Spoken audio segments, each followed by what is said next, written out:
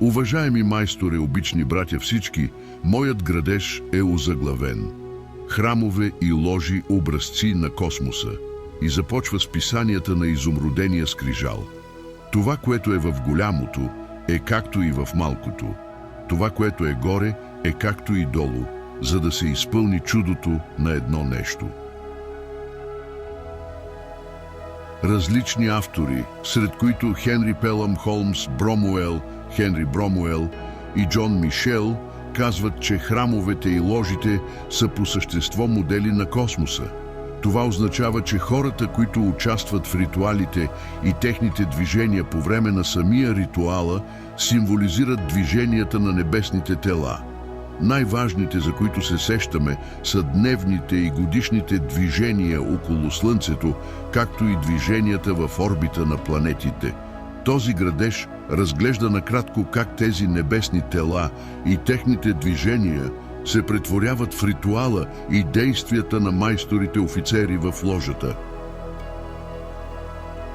В ръкописите си Алберт Пайк пише: всичко в храма е символично и цялата структура е замислена като изображение на Вселената. Така и в наши дни всяка масонска ложа представлява Вселената. Всеки храм се простира от повърхността на Земята до небето, в зенит и до ядрото на Земята, в надир. Това е така наречената символична ложа, а не действителното помещение, в което се провежда ритуалът. Хенри Бромуел споменава още, че цялата работа на ложата, без да се ограничаваме до участниците, в която и да е част от ритуала, е изцяло символична. Той добавя: работата на ложата включва излагането на индивида на божествения ред, който е редът на Вселената. Мъдростта и истината предхождат всеки друг ред. Ложата е символичен израз на Вселената и нейната дейност трябва да съответства на космическата дейност и божествения ред. Божественият ред – това е, което масонството преаплъщава и възхвалява. На свой ред Джон Мишел добавя: формата и размерите на храма са били определени според структурата на небосклона. И продължава: разумният живот се е появил на Земята, за да може самата Земя да бъде доведена до състояние на съвършенство, така че да може да изпълни своето космическо предназначение. Храмът представлява моделът и съдържа проекта, необходим за осъществяването на това дело. В подкрепа на идеите си, Бромуел представя символичните форми и линии в храма, в сравнение с екватора, тропиците, меридианите, полюсите, точките на равноденствие и слънцестоене, както и видимия ход на Слънцето в северното и южното полукълбо. В книгата си «Възстановяване на масонската геометрия» Хенри Бромуел казва, че масонската ложа представлява видимия свят, а дейността или ритуалът в нея – житейският път. По-нататък Бромуел продължава: както Слънцето управлява деня, така и почитаемият майстор трябва да ръководи дейността на своята ложа. Нека за момент да осмислим вече казаното до тук. Можем уверено да кажем, че човек, който не приема, че масонството има общо с астрономията, не би могъл дори повърхностно да осмисли символиката и богатството от значения в храма, камо ли да вникне в детайлите. Приликата на почитаемия майстор с Слънцето е добре известна, включително в катехизисите на Чирака.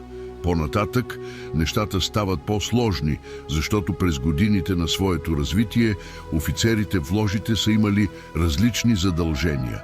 Но ето, че все пак в описанието на А. Е. Уайт от 1920 година в нова енциклопедия на фримасонството е записано, че първият надзирател е Слънцето, а вторият надзирател е Луната, дяконите са Марс и Венера, вътрешният стражник е Юпитер, а външният – Сатурн.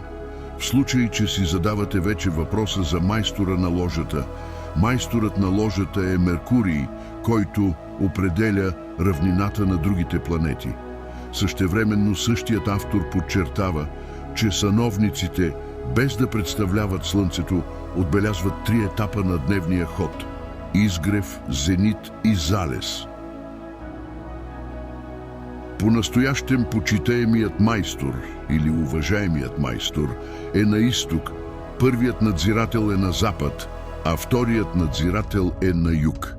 Моля, представете си за момент ритуалното движение в ложата и си припомнете, че в египетската митология пътуването на душата е описано аналогично на това на Слънцето.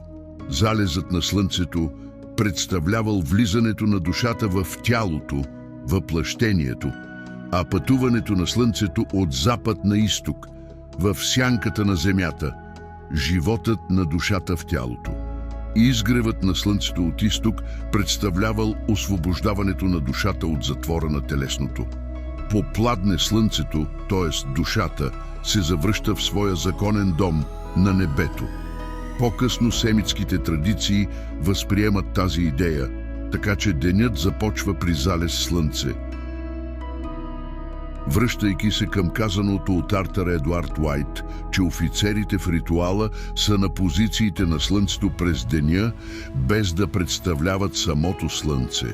По-настоящем прооткриваме в ложата припокриващи се 2 символични системи – пътят на Слънцето по небосвода и движенията на планетите около него.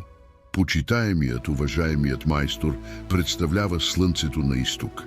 В миналото той е носил яка с елипсовидна форма, а цветът ѝ е бил небесно син. Това е бил кръгът на зодиака. Яката е била обсипана с съзвездията и планетите, които винаги могат да бъдат открити в съответния зодиакален пояс, както е видим от повърхността на Земята, включително от пода на храма на ложата. Първата и най-близка до Слънцето планета е Меркурий, римският еквивалент на Хермес, вестоносецът на боговете. Трябва да се подчертае, че орбитата на Меркурий е най-неправилната, сравнено с тази на другите планети. Докато отклонението на Слънцето спрямо тропиците е ограничено до 23,5 градуса, при Меркурий може да достигне до 30 градуса на север и на юг.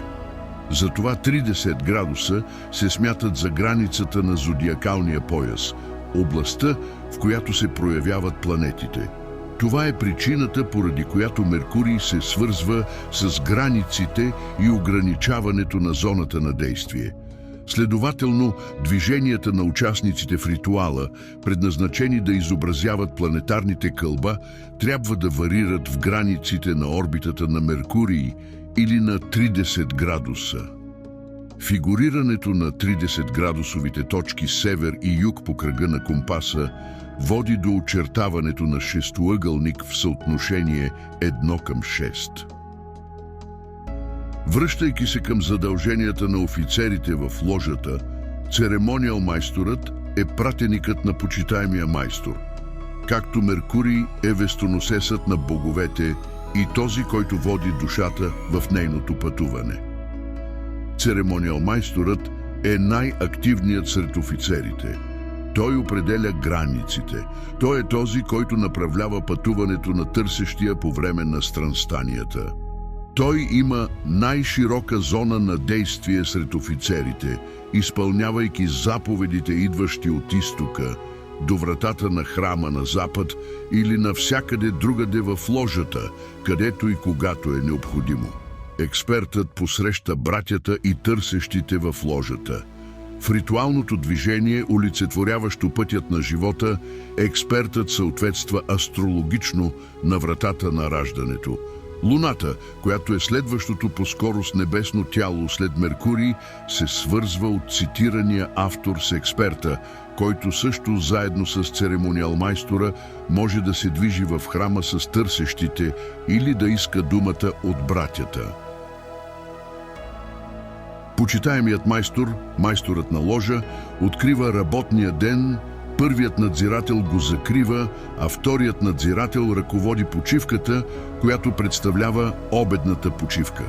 Така, първият надзирател съответства на Марс, а вторият на Венера, защото Марс е енергичен и показва работното място, докато Венера насърчава общуването. Ковчежникът и секретаря седят на изток, от дясната и лявата страна на почитаемия майстор. Те говорят и изпълняват функциите си по време на откриването и закриването на работата в ложата, но само секретарят участва в работата на търсещите и тези, които се повишават и повдигат в степен. Обикновено тези длъжности се заемат от стари майстори, които познават в детайли дейността на ложата. Двамата се считат от цитирания източник за старши офицери. Сатурн управлява знака на Козирог, докато Юпитер управлява знака на Стрелец. Ковчежникът е Сатурн, а секретарят – Юпитер. Фактът, че ковчежникът няма роля в раздаването на надниците на работниците, ни напомня, че Сатурн е единствената планета, която не е посочена в Апокалипсис, и че в гръцката митология Сатурн е детрониран от сина си Юпитер. Тази идея се повтаря от цитирания източник, когато се анализира повишенията на един брат в различните степени и длъжности, докато достигне до майстор на ложа. Тук длъжностите на секретаря и ковчежника не се вземат предвид. Цитираният източник не споменава оратора на ложата, оставяйки ни необходимото пространство за алегории. Единствената планета, останала неразпределена в Слънчевата система, е Уран, защото Плутон в този момент оспорва статута си на пълноценна планета. Уран е гръцкият еквивалент на римския Сатурн. Той е детронираният, олицетворяващ упадъка на човека от съвършеното състояние в райската градина. Ораторът е пазител на родовите традиции, от които хората са се отдалечили и които те неистово търсят, надявайки се да не закъснеят. Но както и в Слънчевата система, по-близо до нашата безсмъртна душа, Слънцето, са нестабилността, Меркурий, суетата, Венера, инерцията, Земята и агресията, Марс. Уважаеми майсторе, завърших.